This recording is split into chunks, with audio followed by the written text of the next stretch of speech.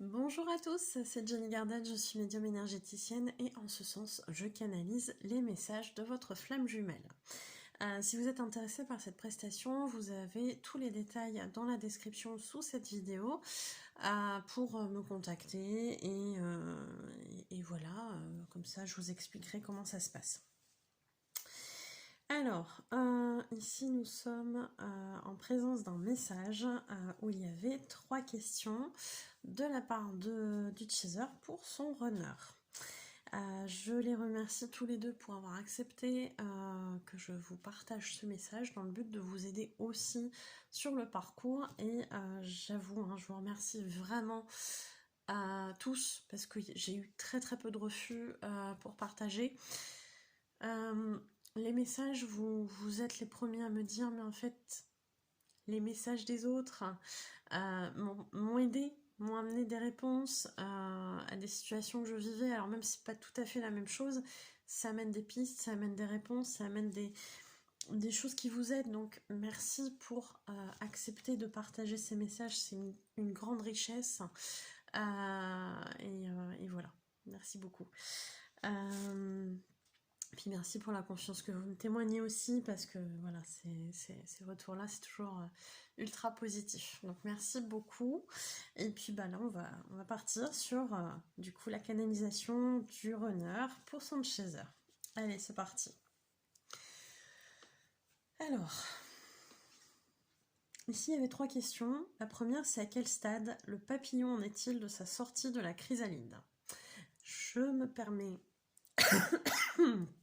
Pardon, de vous expliquer pourquoi la chaser a mentionné ça, parce que dans un message ultérieur, son runner lui avait dit « Je suis en préparation, grosso modo, c'est comme un papillon dans sa chrysalide, t'inquiète pas, le processus est en cours, etc. » D'où la question.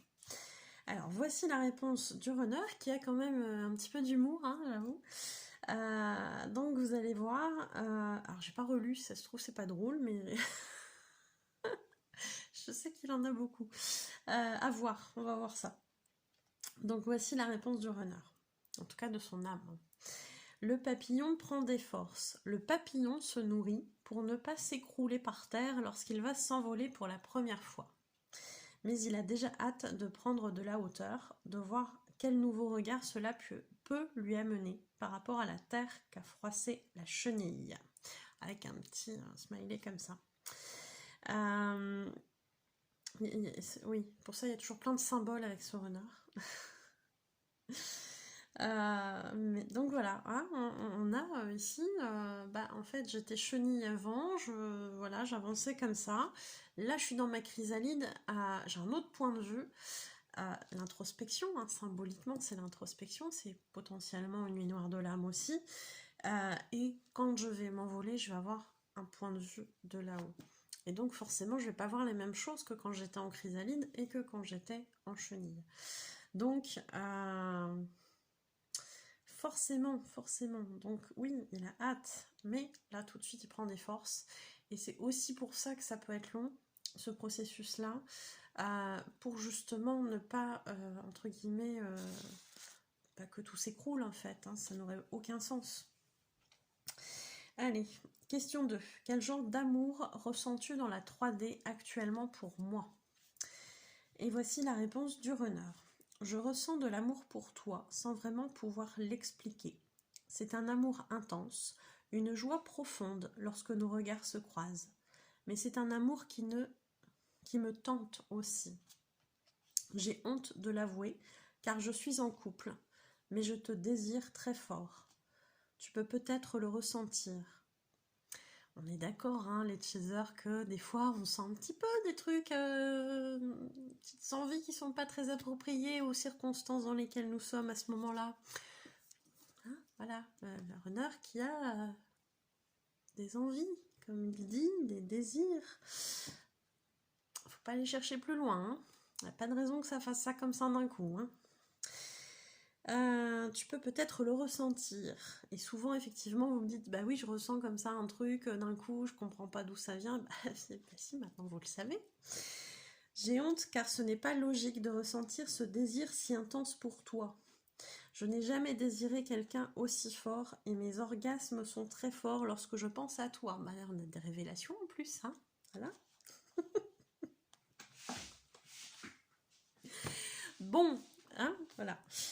On a des runners des fois qui sont un petit peu chauds bouillants dans les messages, hein. Ben voilà, on a quelques révélations aussi. Bon, c'est pas grave, ça fait partie de la vie. Je n'ai jamais connu cela avec aucune de mes partenaires passés ou présentes. J'ai honte de te le dire car ce n'est pas correct vis-à-vis de ma compagne et ce n'est pas très approprié vis-à-vis de toi car nous ne sommes pas en couple dans la matière. Je m'excuse si cela t'offense. Donc effectivement au niveau de l'âme,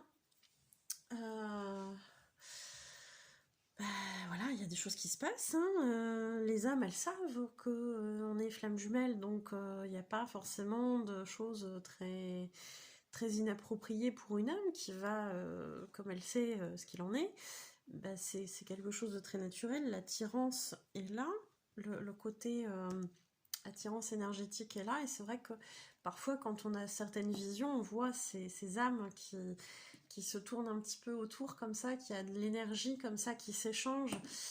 Bah oui, c'est une forme de fusion, comme on pourrait l'avoir dans des moments très intimes, hein, voilà, de couple. Sauf que effectivement dans la matière, ça n'est pas encore présent.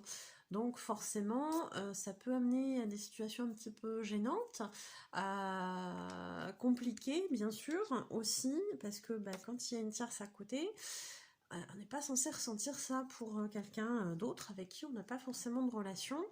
Je rappelle que toutes les flammes jumelles n'ont pas forcément connu d'histoire de couple avant de lancer le parcours. Parfois, on n'a pas cette notion-là, mais malgré tout, il y a du désir, il y a de l'envie, il y a le fait d'être attiré par l'énergie de l'autre, etc., de ressentir des choses qui vont venir nous chambouler, que ce soit en positif ou en négatif, et on comprend pas toujours, bah non, surtout quand on est renard et quand on a le voile devant les yeux, bien évidemment. Donc bah, c'est compliqué. C'est compliqué. Alors, je rappelle à tous les chasers que bah, c'est comme dans la matière, ce genre de choses. Si ce n'est pas approprié, si vous n'en avez pas envie, bah, vous pouvez mettre un stop et dire non, en fait. Dis donc, petit coquinou, petite coquinette, qu'est-ce que tu viens faire ici? Je te rappelle que tu as quelqu'un dans ta vie et que moi, je marche pas là-dedans, hein, voilà. Donc, je marche pas là-dedans dans la matière, donc je marcherai pas non plus là-dedans énergétiquement parlant, hein, voilà. Hein. Et puis, bah, voilà, vous mettez un stop. Donc, un runner peut retenter, une runneuse peut retenter, mais après, faut pas les laisser faire. Si c'est pas juste pour vous, bah voilà, hein, on est d'accord. Question 3. Comment notre première fois va-t-elle se dérouler? Bon, bah là aussi, on a un chaser qui a une petite demande, un peu comme ça. Et j'ai envie de dire, au niveau de l'énergie, c'est normal aussi, c'est tellement fort que ça peut bien évidemment arriver. Bon, je crois qu'on va avoir un petit passage un peu chaud bouillant. Normalement, la vidéo n'est pas faite pour des enfants, donc si toutefois il y en a devant l'écran, bah, c'est le moment d'aller faire autre chose. Hein, voilà. Alors, on y va. La réponse du runner, c'est « Vu l'envie que j'ai de toi, elle risque d'être très rapide. » Et là, il m'a envoyé un smiley un petit peu gêné. Hein. Mais j'ai quelques trucs pour y remédier, car je ne veux pas que tu sois déçu de notre première fois. On va savoir des choses, hein. J'essaierai de m'adapter à ce que tu attends de moi, à ce que tu aimes. Je souhaite être à ton écoute, à l'écoute de tes besoins et de tes envies, et je ferai au mieux pour te satisfaire. Ben voilà, quelqu'un de très attentionné. Bon, allez, on continue. Je serai doux, attentionné, et je pense que nous nous laisserons porter tous les deux par la magie de l'instant. Effectivement, c'est un moment qui peut être assez Oui, un peu magique, on pourrait dire ça comme ça. Il y a des choses qui se passent qui ne sont pas les mêmes qu'avec d'autres personnes, hein, bien sûr. Tu mérites ce que j'ai de mieux à t'offrir. Ce sera l'instant idéal pour concrétiser cet amour fabuleux que nous ressentons l'un pour l'autre. Et pour l'honorer dans la matière. Bah oui, tiens donc. J'ai déjà rêvé très fort. Et là, c'est vrai que j'avais oublié ce truc-là. Euh, euh, j'ai déjà rêvé très fort. Et là, j'entends la chanson J'ai encore rêvé d'elle. Le fameux moment, vous savez, où il dit que les draps s'en souviennent.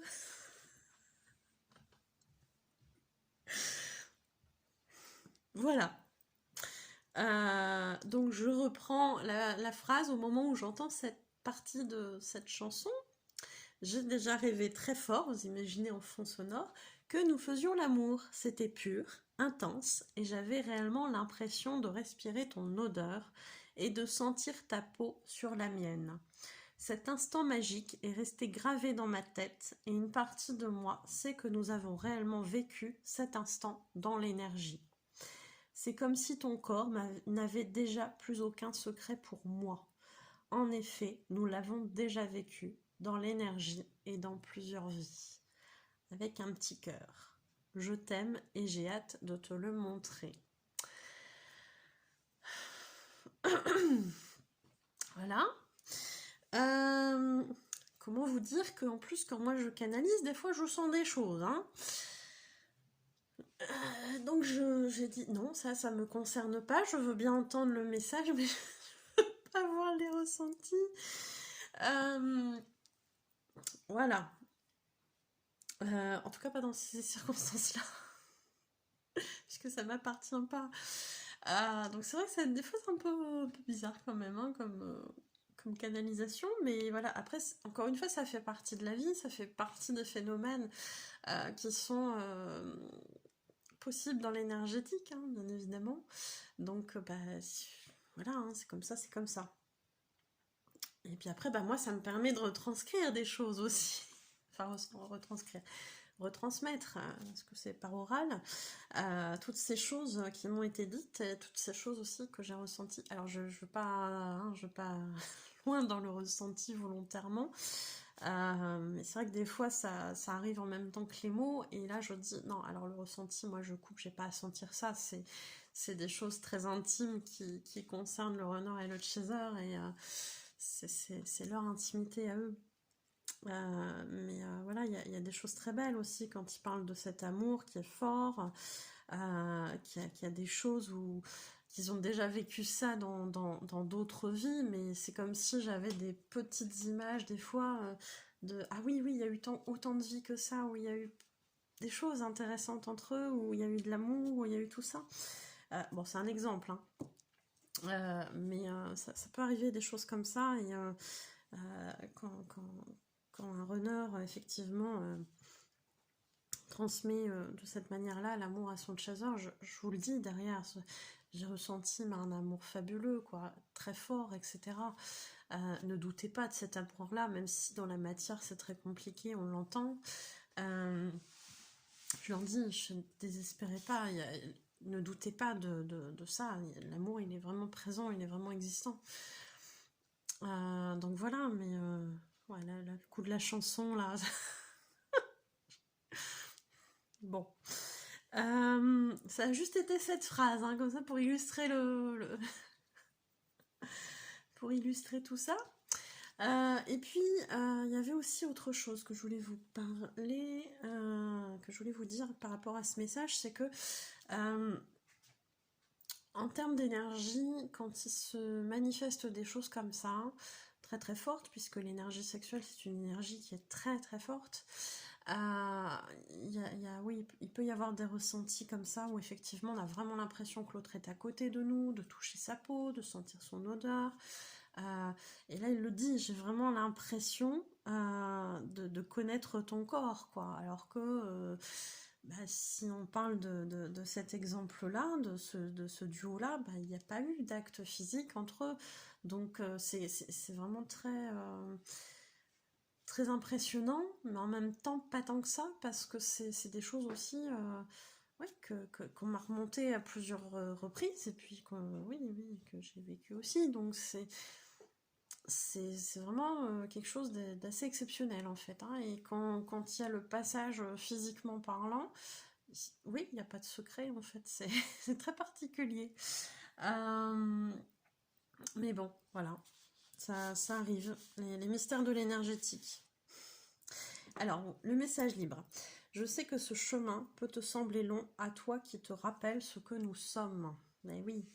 Mais pour information, même si je ne me rappelle pas dans la matière qui nous sommes exactement l'un pour l'autre, eh bien je ressens parfois comme une espèce d'impatience.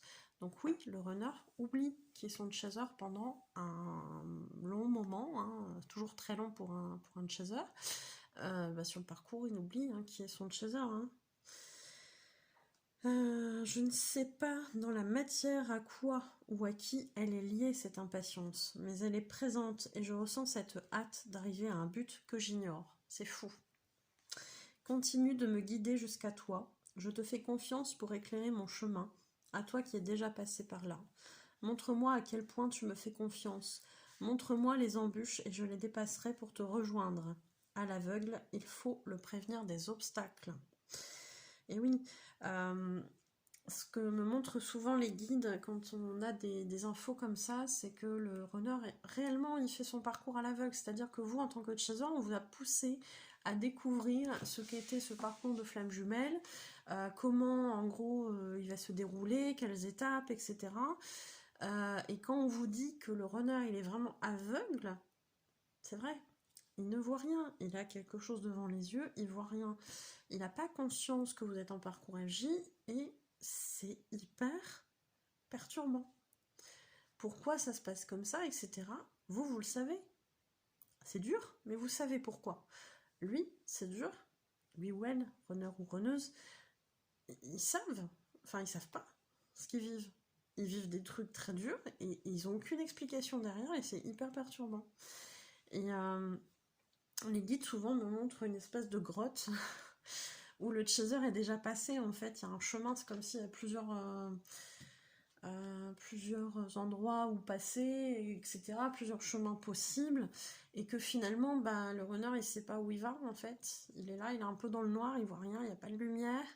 Et par contre, au bout du tunnel, d'un des tunnels, il y a une toute petite comme ça, lumière, qui dit « Ah, c'est peut-être par là ». Et effectivement, vous, en tant que chaser, c'est pour ça que votre parcours de guérison, il est en général plus long, parce que on va dégager tous les obstacles.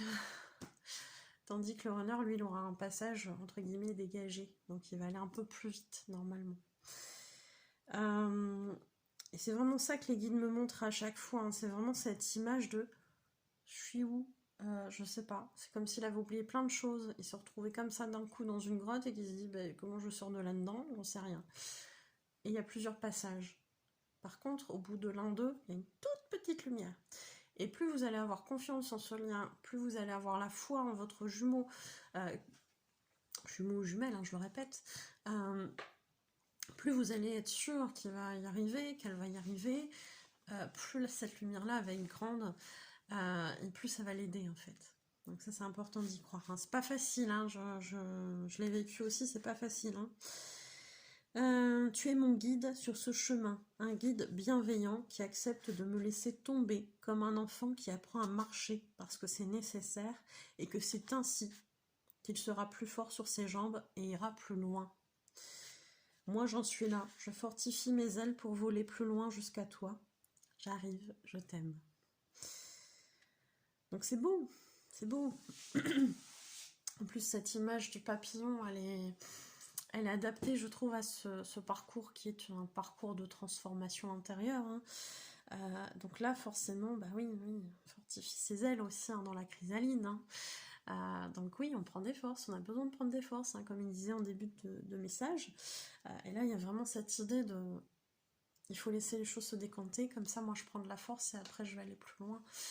Et oui, votre runner, il va se prendre aussi, même si vous avez débroussaillé le chemin, il y a quand même des des choses qu'il devra expérimenter, des choses qui vont être douloureuses, etc. Et vous, souvent, vous le voyez, vous dites, ah, mais il doit passer par là. Donc, comme un enfant, effectivement, qui apprend à marcher, en tant que parent, on est là, ah, il va se casser la binette.